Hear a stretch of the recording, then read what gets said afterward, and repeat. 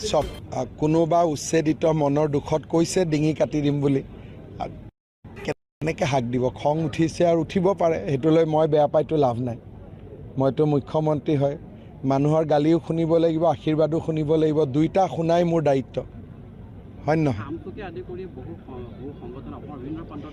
চক য'তে য'তে আমচুৱে প্ৰতিবাদ কৰে তাতেই বুজি পাব যে বিজেপিৰ আদৰ্শৰ জয়লাভ হৈছে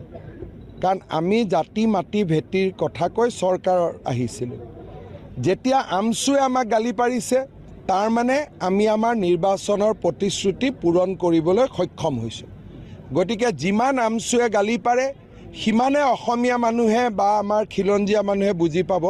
যে প্ৰথমবাৰৰ বাবে কোনোবা এখন চৰকাৰে ৰাইজৰ হৈ কাম কৰিছে চাওক তেওঁৰ এইটো নিয়মেই তেওঁ য'ত উচ্ছেদ হয় তাতে তেওঁ গৈ পায় কাজিৰঙা দি আৰম্ভ কৰিছিল তেওঁ মাজে মাজে উচ্ছেদ য'তে হয় তাতে গৈ পায়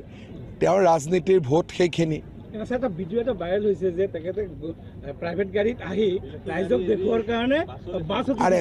মোক যদি ক'লেহেঁতেন মই তালৈকে যাব খোজোঁ ময়ে গাড়ী দি দিলোঁহেঁতেন সেইটো কি ডাঙৰ কথা কিন্তু